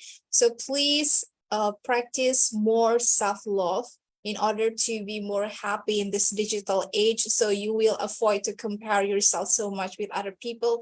And it's never too late to start a digital detox. I know, like when Dr. Nafin explain about, okay, is it yes to you or not? Why do you have to do the digital detox? I'm sure that all of us might say yes to all the questions, and we need that. So yeah, maybe we can start from tonight. It's not only going to be something like rough 3 days without social media. We can start simple with simple digital detox, like before we go to bed, make sure we're not going to check our phone. And also we can start with another small thing, like when you just woke up, just put away your phone. It start with a small step, and it's going to be make you easier to achieve the bigger goal, like complete a whole day or 3 days of digital detox. So if you think that it might be impossible, especially for educators or for parents to not having a time on social media or in digital platform, please chunk it down to see where actually the smallest step that you can take today, not tomorrow or the other day. Okay, so yeah, take that change as soon as possible. Thank you a lot, Dr. Mahrim. The floor is yours too for a final message. Well, thank you very much. I'll just say to everybody, like I said before, remember social media is there, the digital world is there, but we can't let the digital world control us. We have to take control of it. And one of the things that we have to do by doing that is remember that how you spend your time is crucial, how you spend your energy is crucial, and what you give your attention to is crucial. And all of them are crucial for how you grow as a person. If you're a teenager watching us, you're still developing your identity. Don't develop your identity based on social media and digital platforms. You need to identify that by getting to know you as a person. And there's more to life than just the media and other people that are there. So when you do this kind of a detox, remember that you actually need to realize, what do you want more for yourself or less for yourself? And doing that test, and like I said, I challenged everybody earlier, do the test with the pen and paper, time yourself. I pick up my phone at this time. Sometimes you're going to forget to even write down that you put it down. That's how much you're going to be using it. So do the test for yourself and detox you, because you need to live a meaningful life. And a meaningful life as in to enjoy the air that we breathe, not just stay glued to a device only. And do listen, like Sister Ankita said, do listen to us. We kind of know what we're saying a little bit. We really want what's best for you, and we want you to be holistic in how you're becoming an individual for your future life. So thank you very much again for having me. Thank you, Dr. Maya. We are going to do our best in order to follow your guidelines and do your test, okay? And get back to you with our scores. Final comment with my lovely Reem. What we would like to conclude? Final message for us? First of all, I'm so thankful to be part of with you guys. Really, it's my pleasure, and I got a lot of information from each one of you, and I want teenage as my age to do what they love, do it in the right way, and not let social media and all these forms to like control him or her, and just be you, the real you, because everything we see, mostly, not everything, mostly they're fake. So don't be like others, just be you, because you're beautiful just the way you are. And I want to thank each one of you. Thank you. Thank you, Reem, for your amazing contribution. And I would like to say that it's Reem's first presentation, first time to be with us, but I'm so proud of you. You can do it. You did actually, and the next time you are going to be more amazing, I'm sure. Always remember that International Students Council is the voice of the youth. We are here because of you. I would like to share a final message for our dear speakers, dear participants here, as we bring our Teen Digital Detox webinar to a close. I just want to convey our deepest gratitude for your profound insights, dedication, and contribution. Actually, your contribution have been instrumental in guiding them toward a healthier digital balance. I just chose a quote, I love it a lot. The webinar was real. I believe that real happiness is not found in a screen. Actually, it is discovered through real connections with real people. When you are going to connect with real people, face-to-face connection, the situation is going to be completely different. So let us carry the wisdom with us as we strive to create a world where authentic connection, very important to have authentic connection, not to be a victim of digital world, in order to be happy, in order to really be able to be happy. Thank you all for your presence today. Thank you all for your contribution, for giving time for our platform in order to share your insights. And again, sorry for the delay, but having a big number of experts, all of them together, so it's very difficult just to be in time. And sure, we look forward to the possibility of future collaboration and the opportunity to continue in such types of webinars, which really important to empower our youth. At least we try our best to give them guidelines in order to be in the safe way. Thank you, everyone. Enjoy the rest of the day. I don't know if it's evening, morning, because we have a just audience from different parts of the world. Thank you again. And it was a real pleasure to hear from all of you. Goodbye, everyone. Thank you so much. Goodbye. Have a good night. Have a good evening. Have a good day. Bye. Maha, can I quickly just say something before everyone Yes, leaves? Azra, yes. I'm sorry, I am so sorry. you I am disappeared. so sorry. I'm talking from my mom's phone because I have like really bad because connection. Azra, whenever I call you, disappeared. That's why I didn't call you again. I know you have a problem with connection. Yes. Yes. So as you guys would have seen earlier, I was frantically looking for something. Well, it was because Miss Ankita spoke about how like doing stuff with your hands instead of going on social media. Yesterday, actually, we did an activity in school. So my teacher, she taught us how to do beading, and I made a ring. And I wanted to show how you can actually take time off devices by, for example, doing arts and crafts.